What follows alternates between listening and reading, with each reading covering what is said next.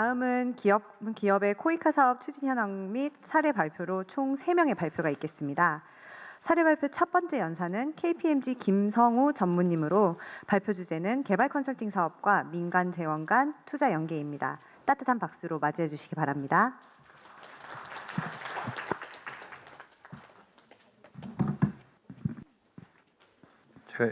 밖에 나와서 하도록 하겠습니다. 방금 전에 신 교수님이 저희 KPMG를 소개해 주셔서 너무 감사합니다. 저희가 바로 아까 그 경영 시스템 프레임워크 만들었던 디피드랑 같이 KPMG가 같이 만들었고요. 저희는 디피드한테 돈을 받아서 그걸 집행하는 일을 대리로 하고 있습니다. 저는 지속가능 경영 전문가고요. 한 25년 정도 했습니다.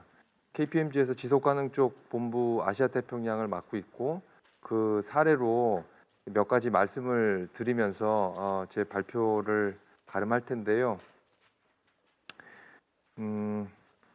제가 4년 전에 이제 제가 요새 느끼는 게 제가 그동안에 한 20 몇 년 동안 해왔던 거와 달리 최근에 한 1, 2년 상당히 그동안과 좀 다르다라는 그런 느낌을 좀 받습니다. 하나 예를 들어 드리면 제가 4년 전에 제 영국 친구가 하나 있는데요. 영국 친구가 마이크로소프트의 부사장이었었습니다. M&A 전문가고 금융 전문가인데요. 마이크로소프트 부사장 잘 나가던 부사장을 그만두더니 인도의 시골 마을에 가서 이제 이 개발 협력 사업을 회사를 차려서 하기 시작했는데요. 조그만 태양광 홈솔라 시스템을 각 가정에 공급하는 사업을 하기 시작했습니다. 4년 전에 하기 시작했는데 지금 이 태양광 홈솔라 시스템 공급하는 이 회사 중에 가장 큰 회사가 됐고요. 그리고 1년에 100%씩 성장합니다. 근데 거기에 제가 처음에 그 사업을 시작할 때 저거 정말 될까 싶었는데 여러 가지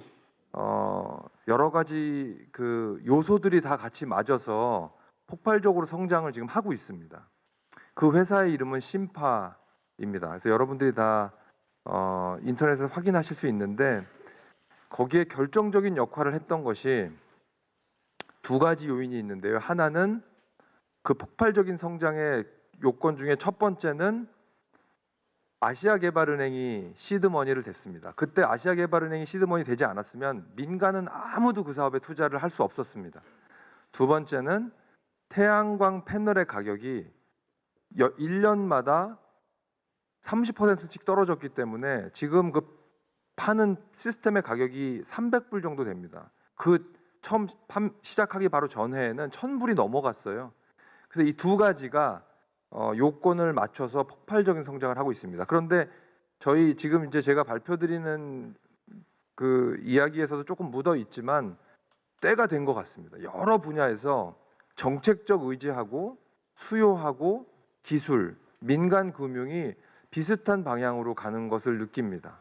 그래서 저희가 코이카가 아무래도 그런 흐름을 읽고 저희 KPMG한테 용역을 의뢰하셔서 그럼 코이카가 어떤 방향으로 가야 더 투자, 민간 투자나 다른 투자자들과 같이 궤를 할 수 있느냐 이런 고민을 하신 거거든요. 그래서 그 고민에 대한 결과를 조금 쉐어하려고 합니다. 이제 제가 사실은 보내드린 슬라이드에 다 자세한 내용이 있으니까 이거 보시면서 제가 간단히 핵심만 말씀드리도록 하겠습니다. 저희 민간 전문가가 볼 때는 코이카 같은 혹은 수출입은행 같은 ODA 자금이 민간으로서 마중물을 해주는 게 상당히 중요한데요. 그런데 여기서 검정색으로 보신 이런 4가지 관점 정도가 빠져 있다 이렇게 금방 느낄 수가 있었습니다. 첫 번째는 사업 선정 자체. 맨 처음에 사업을 선정할 때도 그때부터 저희 투자자의 어떤 관점보다는 개도국의 니즈에 의해서 그 사업이 어떤 사업이든 간에 선정이 되는 게 조금 아쉬웠고요. 저희 투자자 관점에서 보면.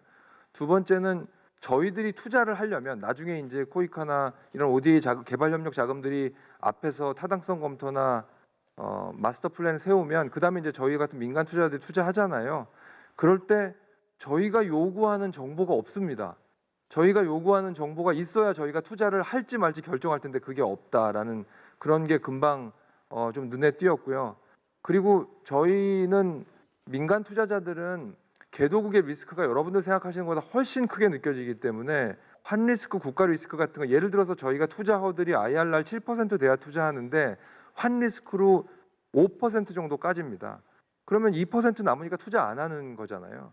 그래서 그런 리스크가 실질적으로 굉장히 저희 크게 느껴지고 이제 관리 체계라는 건 제가 코이카에 들어가서 보니까 너무 좀 안 된 마음이 들었던 게 코이카 직원 한 분이 10개 프로젝트 넘게 담당합니다. 그러면서 코이카는 잘해야 된다라고 얘기하는 거가 좀 쉽지 않겠다 이런 생각이 제가 객관적인 전문가로서 들었습니다. 그래서 이제 저희가 5가지 솔루션을 제시를 하게 됐는데 그 5가지 솔루션에 대한 상세 내용은 이제 나눠드린 거에 다 있으니까 읽어보시면 되고요. 저는 제가 강조할 한두 가지만 강조드리고 사례를 말씀드리고 마치려고 해요.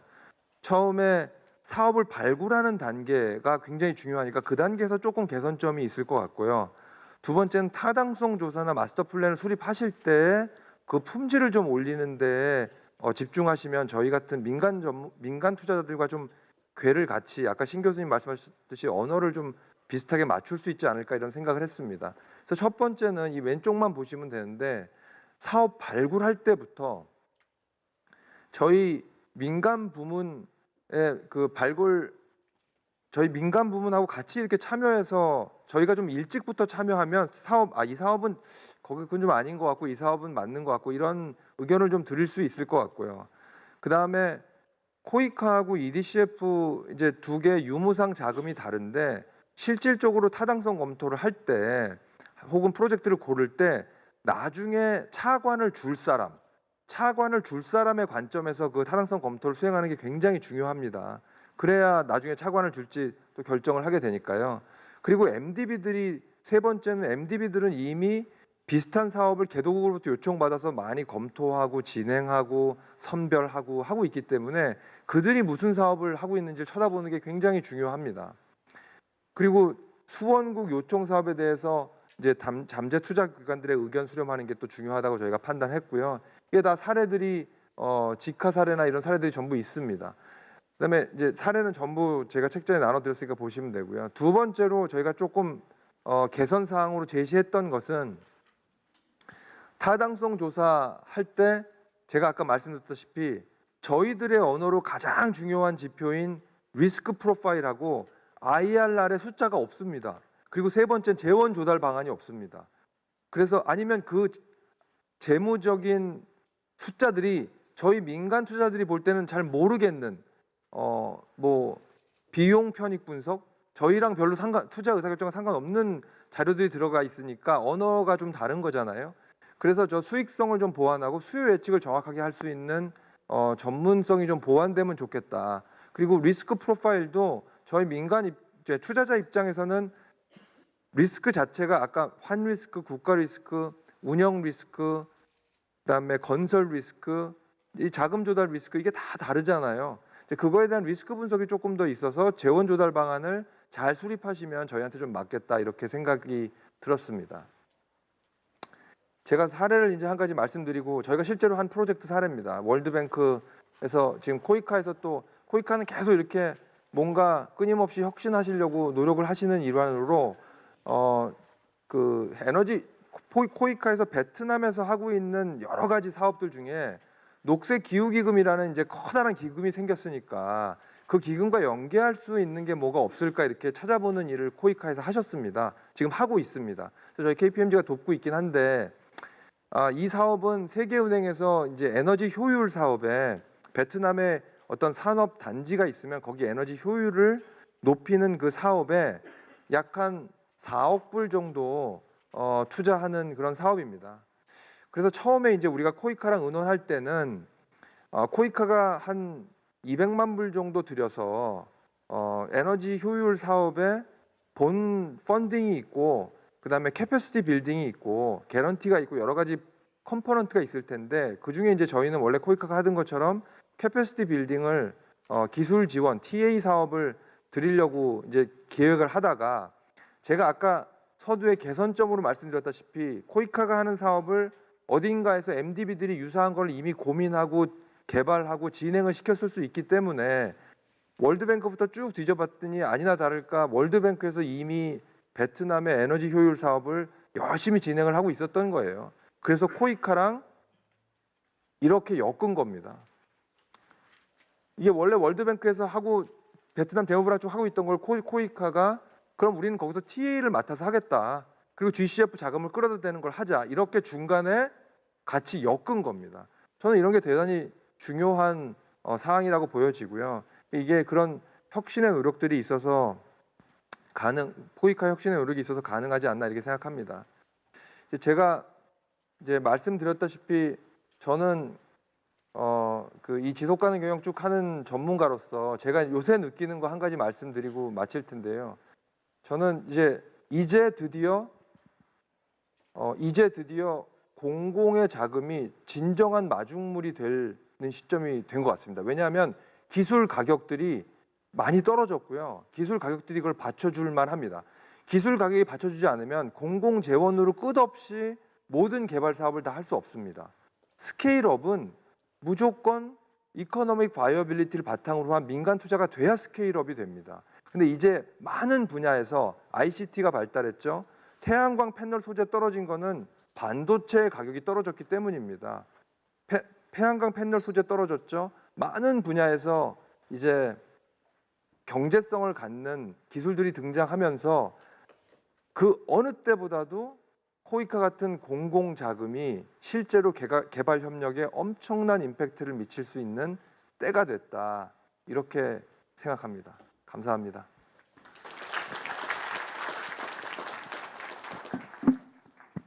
네, 유익한 발표해 주신 김성우 전무님 다시 한번 감사드립니다.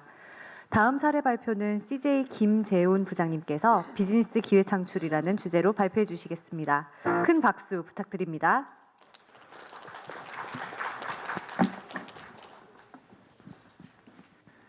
네, 안녕하십니까. 저는 CJ 주식회사에서 글로벌 CSV 국제 개발을 담당하고 있는 김재훈입니다. 반갑습니다. 저희 회사에서 최근에 방영한 드라마가 있는데요. 꽤 인기가 있었던 것 같은데 응답하라 1988이라는 드라마가 있었습니다. 좀 사회적으로 큰 편향이 있었던 것 같은데요. 88년도로 잠깐 저희가 한번 돌아가 보도록 하겠습니다. 30년 전쯤 될 것 같은데요. 제가 10대에 있던 시절이죠. 근데 이제 추석이나 명절에 이제 큰 댁에 이렇게 가면 이제 어르신분들하고 이렇게 다 둘러 앉아서 전국 노래자랑을 보죠. 성희 아저씨가 전국 노래자랑 이렇게 하고요. 그게 끝나면은 무슨 프로그램을 하냐면 천하장사 씨름 대회를 합니다. 아시죠? 그때 당시 천하장사 씨름 대회를 하면 이만기 씨랑 이봉걸 아저씨가 이렇게 씨름을 하고 이렇게 하는데 지금 여기 계신 20대 분들은 지금 무슨 말 하는지 못 알아들으시는 것 같고요. 그런 것 같은데요. 지금 여기 계신 분들 중에 혹시 지금 천하장사가 누구인지 아시는 분 계신가요? 지금 현재? 그리고 그때 당시에도 왜 권투도 되게 인기가 많았습니다. 네. 저기 마이크 타이슨이라고 세계 챔피언이 있었고요. 우리나라도 뭐 장정구라든지 유명우라든지 이런 챔피언들을 보유하고 있었는데요. 혹시 지금 세계 그 여러 체급 중에서 세계 권투 챔피언 이름 아무나 한 명 아시는 분 있으세요? 있으세요? 네, 권투 팬이시군요. 여성분이신데 아마 많이 없을 것 같습니다. 제가 지금 드리려고 하는 말씀은 지금은 30년 전에 비해서 어떤 한 방면에 대해서 스페셜라이 전문성을 가져서는 살아남을 수 없는 생존의 시대가 된 것 같습니다. 기업도 마찬가지고요. 과거에 이제 기업이 프로핏을 창출하기 위한 경영 전략을 세우고 활동을 했다면은 이제는 넌마켓 시장으로 좀 시야를 돌려야 될 필요성이 있는 시대가 된 것 같고요. 여기서 말하는 넌마켓 시대는 사회에 대한 기업의 책임 이런 부분들에 있어서 어떤 국제적인 스탠다드나 SDGs라든지 혹은 국제개발과의 협력, 국제기구와의 협력이라든지 이런 부분에 대한 좀 관점을 갖춰야 되지 않나 생각을 합니다. 자본주의가 지금은 최근에 CSR 개념이 대두되고 나서 따뜻한 자본주의라고 해서 자본주의 4.0까지 오고 마이클 포터가 CSV라는 개념을 발표하고 난 이후에는 자본주의 5.0이라는 말을 하고 있는 것 같습니다. 그만큼 자본주의가 잘 작동을 하지 않는다는 소리인 것 같은데요. 이러한 자본주의 5.0 시대에서 기업에 대한 사회적인 책임은 나날이 커지고 있고요. 기업을 경영하는 기업에 계신 분들은 그러한 프레셔를 충분히 느끼고 있는 것 같습니다. 그런데 최근 이 자리도 그렇고요. 국제 개발에 있어서 기업을 참여해야 된다라는 기업이 파트너십에 참여해야 된다라는 목소리는 날로 커지고 있는데 그 대부분의 이면을 들여다보면 기업이 가지고 있는 자본, 그 자본을 너네가 사회에서 수익을 창출한 걸 도네이션 해야 된다라는 논리가 아직은 조금은 좀 있는 것 같습니다. 그런데 앞에서 많은 연사분님들도 말씀을 주셨지만 기업이 가지고 있는 자원이 그 자본만 있는 게 아닌 것 같습니다. 기업이 가지고 있는 자본은 돈이 있을 거고 기술이 있을 거고 인력이 있는 것 같습니다. 그죠? 그 나머지 인력과 기술을 활용한 그 기업이 가지고 있는 핵심 역량을 활용한 그 문제를 풀어나가는 독특한 방식이 있거든요. 그런 부분이 개발하고 좀 연계가 되었을 때 개발의 지속성이라든지 개발의 효과가 좀 임팩트가 커지지 않을까라는 생각을 하고 있고요.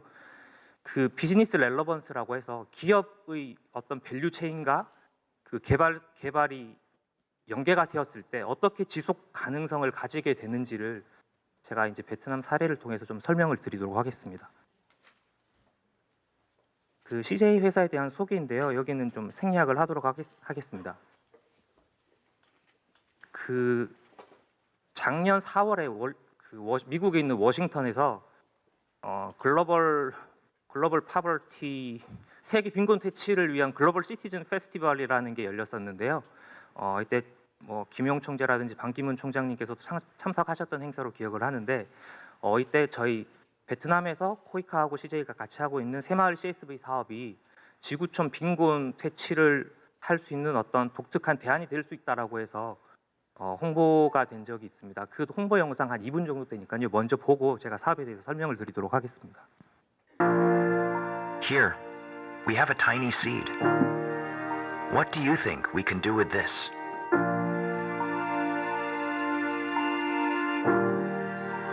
CJ found a way to overcome poverty with this tiny seed in Tam Nguyen Tu village, Vietnam.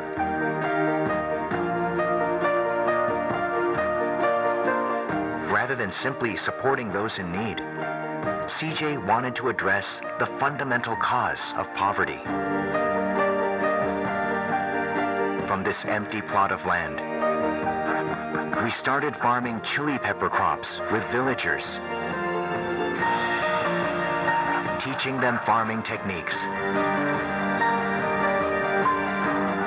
improving the village environment, and empowering them to stand alone. Through the effort, they were able to wipe out poverty on their own and build a village where all can live fulfilled. Không giống trước nữa như là thiếu thốn, nhưng mình để có gia đình mình càng ngày càng phát triển để mình sau này sẽ mong muốn là tham gia cái mô hình ớt này liên tục. Nếu mà bên chỗ CJ đầu tư thì tham gia làm ớt để có công ăn việc làm. CJ Koika, the Semao CSV project in rural Vietnam. To make this world better, through creating shared value, CJ from Korea is reaching out. 그 사업 컨셉은 이런 겁니다. 베트남에 64개의 프로빈스 성으로 이루어져 있는데요. 닌톤 성이라는 곳이 그 소득 수준으로 59번째로 잘 사는 성으로 알고 있습니다. 끝에서 5번째로 잘 사는 성이고요. 특히 저희가 사업을 하는 대상 마을은 따묵 마을이라는 곳인데 여기는 전체 주민의 33%가 월소득 20불 이하로 살아가는 절대 빈곤 가구입니다. 이 사업의 목표는 그 절대 빈곤율을 낮추는 데 있고요. 기업의 저희 고추 품종을 농민들한테 보급을 하고 고추에 대한 농업 기술을 전수해드리고 농민들이 재배하는 고추를 기업이 전량 수매함으로써 주민들의 소득이 올라가는 그런 컨셉의 사업입니다. 이거를 개발적인 관점이 아니고 비즈니스적인 관점에서 잠깐 바꿔서 생각을 한번 해보겠습니다. 그 CJ에서 고추는 쌀하고 콩하고 다음에 이어서 제일 수입량이 수요가 많은 세 번째 제일 가장 핵심 작물이고요, 원재료이고요. 이 고추라는 게 지금 저희 CJ 내부적인 입장에서는 이슈들이 여러 가지 이슈들이 되게 많은데요. 그 저희가 만드는 고추장 브랜드가 해찬들 고추장인데 여기 주부님들은 아시겠지만 해찬들 고추장의 뒷면에 원재료명 및 함량을 살펴보시면 국산이 50%이고 수입산이 50%입니다. 왜냐하면 국산 고추가 키로당 한 2만 원 정도 하지 않습니까? 18,000원에서 2만 원 정도 하지 않습니까? 저희가 중국이나 수입산 고추가 2,000원 이하로 저희가 수입을 하고 있습니다. 10배 이상 차이가 나서 국산 고추로는 도저히 저희가 비즈니스를 할 수가 없어요. 물론 그것을 소비자들이 다 사 주시면은 저희가 할 수 있지만 저희가 이제 경쟁사하고 경쟁에서 가격 경쟁력 차원에서 50% 수입산을 쓰는데 지금 수입산 중에서도 중국산의 비중이 절대적으로 높습니다. 그런데 중국산이 아시다시피 중국산 고추도 계속 인플레이션으로 인해서 계속 그 원가가 올라가고 있고 그리고 저희가 농사에 대해서 컨트롤을 할 수 없다 보니 이 중국 분들이 어떤 농약을 쓰는지가 컨트롤이 안 돼서 저희가 좀 품질적인 이슈도 있었습니다. 그래서 지금 베트남뿐만 아니고 미얀마라든지 다른 동남아 국가에서들은 파일럿 테스트를 하고 있는데 베트남 여기서 하는 부분들은 코이카의 협력 사업하고 민간 개발 협력 사업하고 붙어서 들어가는 사업이고요.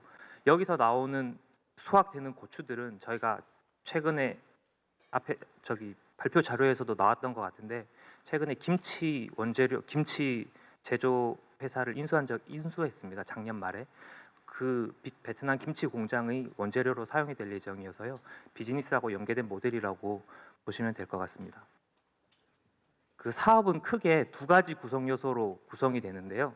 농민들의 소득을 올리기 위한 사업이 있었고요. 그리고 이 사업이 새마을이라는 타이틀을 달고 있기 때문에 주민 자치 역량을 향상시키는 그러한 사업들로 나누어져 있습니다. 구체적인 사업들에 대해서는 뭐 제가 하나하나 설명드리기보다는 뭐 대회에 나와 있는 자료들이나 앞에 연사님께서 SSIR 잡지 소개시켜 주신 게 있던데 최근에 SSIR 잡지에 이 사례가 또 실린 바 있어서 그런 것들 참고해 주시면 될 것 같은데요.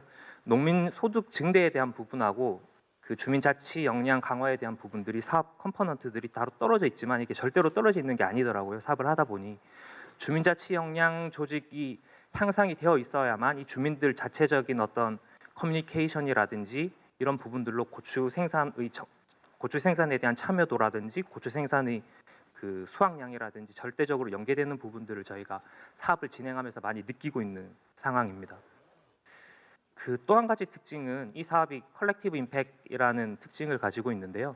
CJ하고 코이카 그리고 베트남 정부와의 베트남 정부, 베트남 지방 정부 이렇게 사자 간의 MOU 외에도 그 사업 당사자인 닌톤성 농민들 외에도 외부 CSV 전문가로부터 저희가 이 사업에 대한 평가지표 개발에 대한 것 의뢰를 해서 이 사업에 대한 평가지표를 세팅하고 그것들 축적을 해나가고 있고요. CJ가 새마을 운동을 하는 기업이 아니기 때문에 국내 새마을 전문 학교인 영남대학교하고 APP 사업으로 같이 진행을 하고 있고요. 이 사업 구성 요소 중에 수도관을 연결하고 관계 수로를 확장하는 사업이 있는데 그 사업 부분들은 K-워터 한국수자원공사와 협력을 맺었습니다. 그리고 신젠타라는 세계 최고의 농약 종자 회사와 저희가 한 번도 해보지 못한 베트남에서의 고추 재배에 대해서 기술적인 협력을 하고 있습니다. 지금부터는 현장 사진들인데요. 2014년 11월에 저희가 주민들 중에서 11분을 자치적으로 그 동네를 이끌 새마을 위원들로 임명을 했고요. 새마을 위원장, 부위원장, 농민회장, 부녀회장, 청년회장 이렇게 있습니다. 네, 시간이 되면 제가 에피소드들도 좀 말씀드리고 싶은데 시간이 좀 없어서 지금 밑에 사진은 저희가 새마을 마을 회관에서 저희가 리모델링한 마을 회관에서 주민들을 모아놓고 새마을 교육을 하고 있는 모습들이고요. 이 고추밭에 대한 모습입니다. 그 많은 분들이 심지어 저희 경영진들도 그 땅에서 고추가 잘 자라느냐라는 챌린지를 많이 했는데 다행히 지금 이렇게 보시는 바와 같이 한국에서 헥타르당 한 20톤 정도 수확이 된다고 합니다. 잘 자라는 농가 기준. 저희 베트남 닌톤성에서 그 이상의 생산량을 지금 보이고 있습니다. 이거는 최근에 수확을 하고 있는 장면인데요. 저희 계약 재배에 참여하신 농가가 지금 21가구 있는데 그 중에 이제 한 농민이 이렇게 고추밭에서 고추를 따서 마을 회관에서 이렇게 소외 계층이라고 해야 되나요? 예, 차상위 계층분들이 같이 와서 고추 꼭지 따는 아르바이트, 이렇게 꼭지를 따서 이렇게 포대에 넣어서 저희 CJ의 이제 냉동 창고로 보내면은 저희가 이제 한 차로 이렇게 고추를 수매해가는 그런 시스템으로 되어 있습니다. 이거는 마을 생활 환경에 대한 개선에 대한 부분인데요. 저희가 뭐 유치원이라든지 초등학교에 대한 리모델링을 끝냈고 관계수로뿐만 아니라 여기 마을이 244가구가 있었는데 45가구를 제외하고는 전부 강물과 우물물을 먹고 생활을 하고 있었습니다. 그러니까 작년에 이제 수도관이 전가구 연결이 되면서 지금은 다 전수조사를 했는데요. 지금은 다 수돗물을 다 드시고 계시더라고요. 네, 여기까지인 것 같고요. 저기서 제가 드리고 싶은 말씀은 일단 개발협력 사업에서 어떤 비즈니스의 밸류체인과 연계됨으로써 사업이 어떻게 지속 가능성을 가지고 될 수 있는지를 한번 좀 고민해 봐 주셨으면 좋겠고요. 앞서서도 말씀했지만 최근의 사회 이슈들은 절대로 어떤 특정한 기관에서 풀 수 있는 문제들은 없는 것 같습니다.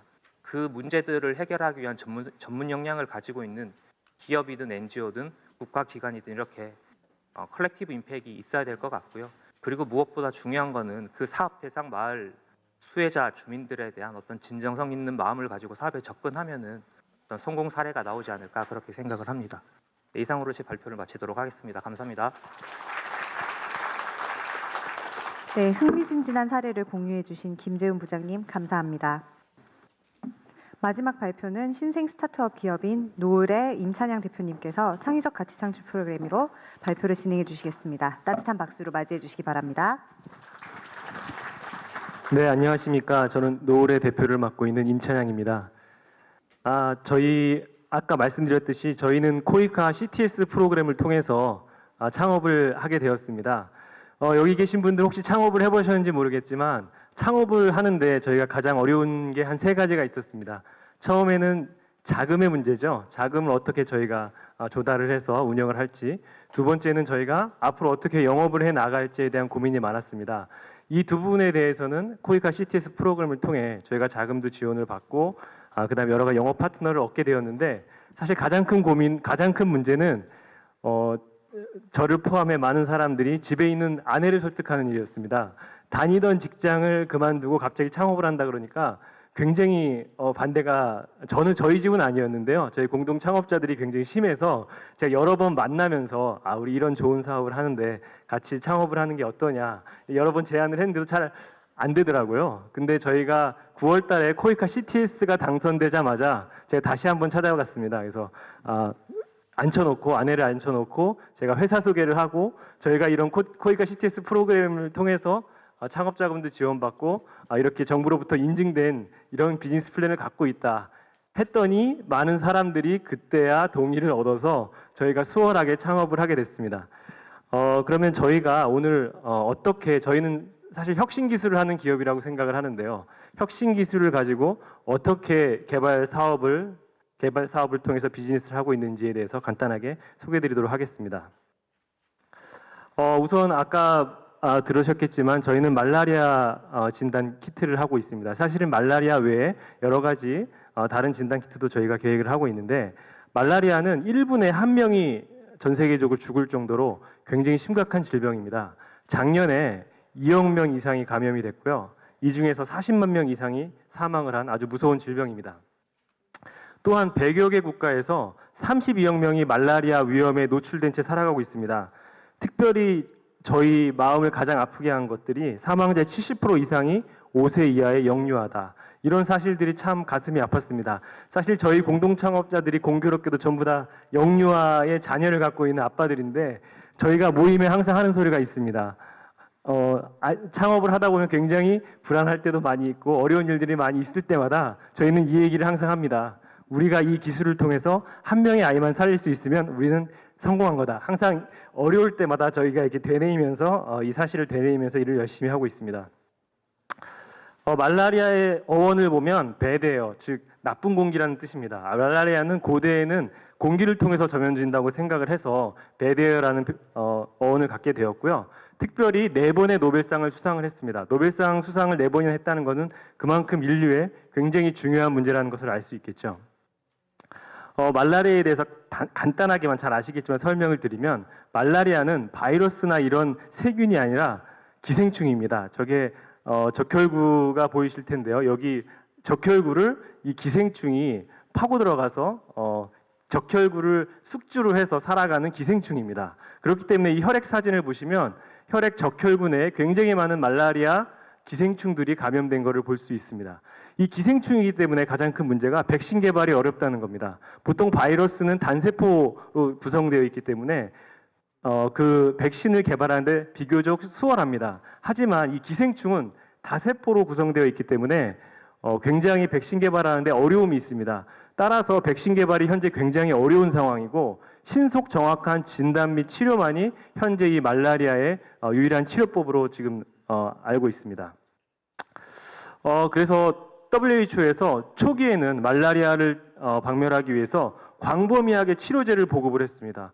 광범위하게 치료제를 보급했더니 말라리아 사망률이 많이 낮춰지기 시작했죠. 근데 시간이 지나니까 더 큰 문제가 발생을 했습니다. 말라리아의 내성 문제가 대두가 되기 시작했고 이런 내성 문제 때문에 더 이상 약제가 듣지 않는 문제들이 세계적으로 나타나기 시작했습니다. 그래서 WHO가 정확한 진단을 하기로 결정을 하고 2009년도부터 진단 사업에 많은 투자를 하게 되었습니다.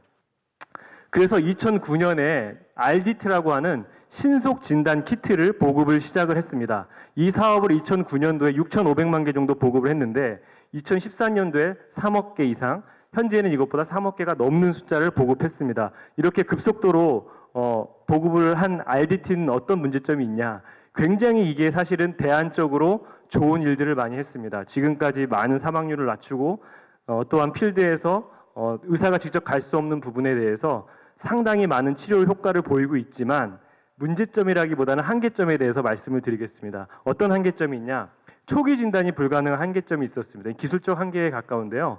아까 어린이들이 많이 죽는다고 했는데 이 어린이들은 초기에 진단되지 않으면 죽을 확률이 굉장히 높습니다. 어린이들의 면역력이 약하고 신체가 튼튼하지 않기 때문에 이게 기술적으로 근본적으로 좀 한계적인 요소들이 있고요. 그 다음에 진행 단계별 정량적인 진단이 불가능합니다. 어떤 말씀이냐면 보통 결혼하신 분들은 임신 진단 키트 아실 겁니다. 임신 진단 키트는 임신이 됐는지 안 됐는지만 알려주는 그런 역할을 하게 되죠. 이 RDT는 그런 역할에 가깝다고 보시면 됩니다. 그리고 임신이 됐다고 하면 산부인과 가서 초음파 진단을 통해서 아이가 지금 잘 자라고 있는지 병이 없는지 몇 주에 지금 임신이 있는지를 정확하게 판독을 하게 됩니다. 저희는 그런 초음파 같은 기능을 하는 그런 진단 장비를 생각하고 있습니다. 또한 아프리카에서는 이게 일종의 항원 항체 반응을 이용하기 때문에 단백질이 들어가 있습니다. 그래서 온도에 매우 취약합니다. 근데 아프리카에서는 40도 이상 혹은 컨테이너 속에는 50도, 60도까지 육박하는 이런 고온 환경에서는 굉장히 변질되기 쉬운 문제들이 있어서 이런 한계점을 가지고 있는 게 RDT입니다.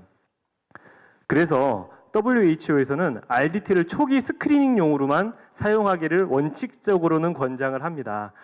그리고 정확한 진단은 현미경을 가지고 병원에서 하는 진단법을 사용해라. 이걸 골드 스탠다드로 권장을 하고 있습니다. 하지만 왜 현미경 진단법이 현장에서 잘 사용되고 있지 못한 이유를 말씀을 드리면 이게 현미경 진단법의 프로세스입니다. 굉장히 복잡하고 다양한 장비가 필요하고 굉장히 전문적인 기술이 필요합니다. 이렇기 때문에 선진국에서는 이런 문제가 없습니다. 우리나라에서도 비무장지대를 중심으로 연간 500건에서 수천 건의 말라리아가 발병되고 있지만 거의 한 명도 죽지 않고 있습니다. 그런 이유는 우리나라는 이런 선진적인 기술을 한 명의 환자를 1시간이든 2시간이든 진단을 할 수 있고 정확하게 처치할 수 있는 프로세스를 잘 갖고 있습니다. 하지만 아프리카에서는 이런 프로세스가 거의 작동하지 않고 있습니다. 그래서 이런 것들은 현장에서는 복잡하고 또한 테크니션이 필요하고 이런 장비들이 필요하고 숙련도에 따른 오류들이 많이 발생하고 있습니다. 따라서 RDT와 현미경 진단법을 대체한 새로운 혁신 기술이 필요하다. 이런 시점이라고 저희가 아니라 UN의 SDG에서 새로 발표한 SDG에서 말을 하고 있습니다. SDG의 목표는 2030년까지 에이즈, 결핵, 말라리아, 각종 모든 전염병들을 종식시킨다. 이게 보건 분야의 목적입니다. 굉장히 큰 목적을 갖고 있는데요. 이것은 사실은 현존하는 방법으로는 불가능합니다. 그러니까 저희의 추정으로는 혁신 기술을 요구하고 있습니다. 이건 현존하는 에이즈도 그렇고 말라리아도 그렇고 열대성 질병 모든 전염병을 현존하는 현재 2016년도의 기술로는 과연 종식시킬 수 있을까? 이런 생각이 들고 있지만 이거에 맞춰서 혁신 기술의 가이드라인을 제공하고 있습니다. 특히 말라리아 분야의 혁신 기술 가이드라인을 저희가 간단하게 말씀을 드리면 4가지입니다. 아까 문제점으로 지적됐던 정밀한 초기 진단이 가능해야 된다. 두 번째, POC 환경, 언제 어디서나 말라리아의 기생충 종류를 구별해야 된다. 말라리아가 여러 종류의 기생충으로 구성되어 있습니다. 또한 자동화된 디지털 현미경 진단 가능. 이게 무슨 말이냐면 사람이 필요 없이 인공지능 혹은 자동으로 진단됐으면 좋겠다. 왜? 아프리카의 그 현장에 숙련된 의사와 테크니션이 모두 방문할 수 없기 때문에 자동으로 진단됐으면 좋겠다. 그다음에 마지막으로는 다른 질병도 동시 진단했으면 좋겠다. 말라리아 환자들은 말라리아만 앓고 있는 게 아니라 영양실조라든지 빈혈이라든지 결핵이라든지 또 다른 질병들을 많이 앓고 있습니다. 이 모든 것을 같이 하고 싶다는 굉장히 2030년까지 하고 싶다는 도전적인 목표입니다. 근데 저희는 처음에 사업을 기획할 때 이 아젠다를 보고 굉장히 흥분했습니다. 왜냐하면 저희가 필드에서 아프리카에서 저희가 실제적으로 느끼고 보고 저희가 기획했던 것들이 이 아젠다로 나왔기 때문입니다. 그래서 저희가 어떤 제품을 만들고 있는지 간단하게 영상을 보시면서 짧은 영상 한번 보시고 저희가 설명 이어가도록 하겠습니다.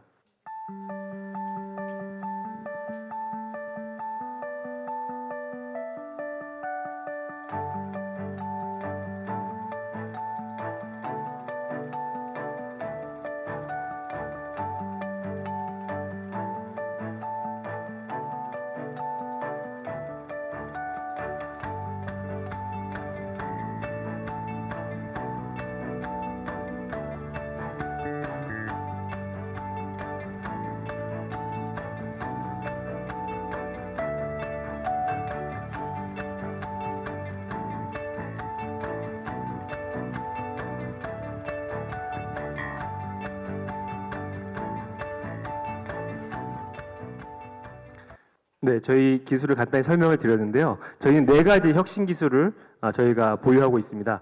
가장 중요한 첫 번째 기술은 레보노 칩이라고 하는 약간 어려울 수 있는데 보통 반도체를 시스템 온 칩이라고 합니다. 반도체는 시스템 회로 기판을 손톱만한 작은 칩으로 옮긴 걸 시스템 온 칩이라고 하는데 레보노 칩은 말 그대로 실험실을 칩으로 옮긴 겁니다. 현재 저희가 개발한 이 4cm 정도 되는 작은 일회용 말라리아 검사 칩은 굉장히 단순해 보이지만 선진국 실험실 수준의 정확도를 보유한 이 실험실을 이 칩에다 옮겨놓은 레보노 칩 기술입니다. 또한 저희는 항원항체 같은 반응을 이용하지 않기 때문에 굉장히 저가로 만들 수 있는 장점이 있습니다. 두 번째는 저희는 인공지능을 통해서 전문가가 필요 없는 자동 진단을 구현하고 있습니다. 아까 그 현미경 테스트를 보시면 이 테크니션이 이 현미경으로 하나하나 적혈구 숫자를 세고 있습니다. 그래서 적혈구 감염되지 않은 적혈구가 몇 개, 감염된 적혈구가 몇 개. 근데 1마이크로리터에 적혈구가 500만 개 정도 있습니다. 사람이 눈으로 실 수 있는 숫자를 훨씬 초과하고 있기 때문에 어쩔 수 없이 샘플링해서 이 숫자를 측정할 수밖에 없습니다. 샘플링을 하는 제한적인 일임에도 불구하고 20분, 30분 혹은 1시간이 걸립니다. 하지만 하루에 저희 팀에서 말라위를 갔었는데 하루에 우기에는 200명에서 300명 환자들이 말라리아 감염돼서 오더라고요. 그러니까 현미경 하나 가지고 200명, 300명을 도저히 감당할 수 없는 상황입니다. 그래서 저희는 요즘에 알파고 때문에 굉장히 많이 떴죠. 인공지능으로 이거를 진단하고 있습니다. 인공지능으로 진단하기 때문에 굉장히 비용이 감소할 수 있고 특히 시간이 많이 단축됩니다. 또한 500만 개를 인공지능이 쉬는 것은 굉장히 단순합니다. 이세돌 9단위 한 수를 두는 건 직관적으로 두는 거지만 알파고는 모든 수를 계산해서 1분 내에 두지 않습니까? 마찬가지 원리로 저희는 모든 그런 가지수를 굉장히 빨리 계산해서 이것을 측정할 수 있고 저희 내부 목표적으로는 RDT 대비 한 100배 정도 정확도가 증가되는 걸 목표로 하고 있습니다. 세 번째로는 저희가 헬스케어 데이터를 활용한 다양한 부가 효과를 누릴 수 있다는 말씀입니다. 이 어떤 말씀이냐면 저희가 현재 저희 팀 현재도 지금 캄보디아에 가서 임상 답사를 하고 있는데요. 다행히도 기술이 많이 발달해서 캄보디아 오지에서도 3G나 4G로 인터넷이 가능하더라고요. 그래서 저희가 3G나 4G 인터넷을 이용해서 실시간으로 이것들을 모니터링하고 추적 관리하고 효율적인 환자를 관리하려고 합니다. 여기서 측정된 모든 환자 정보를 저희가 중앙에 캄보디아 정부에게 제공함으로써 캄보디아의 어느 지역에서 어떻게 말라리아가 발생하고 어떻게 지금 이게 사용되고 있는지를 효율적으로 관리할 수 있는 툴을 제공하려고 합니다. 또한 이런 데이터들이 모인다면 다양한 백신이나 신약 개발 연구용으로도 활용될 수 있다고 생각을 합니다.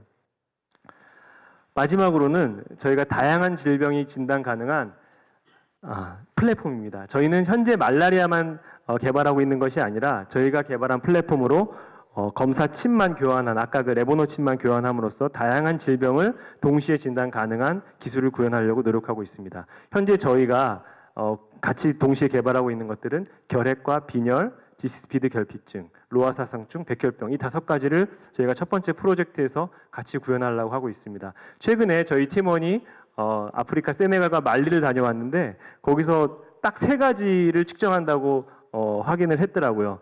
현미경을 측정하는 것은 말라리아, 결핵, 빈혈 이 3가지가 가장 중요한 3대 아프리카 서아프리카 지역을 측정하는 그런 질병이었습니다. 저희는 검사 칩을 교환을 통해서 이런 다양한 질병을 같이 검사하려고 하고 있습니다. 저희 캄보디아에서 현재 지금 임상 진행을 하고 있는데요. 간단하게 말씀을 드리면 저희가 캄보디아를 선정한 이유는 크게 2가지입니다. 캄보디아는 전 세계적으로 다제내성 말라리아가 가장 많이 발생되는 지역이고요.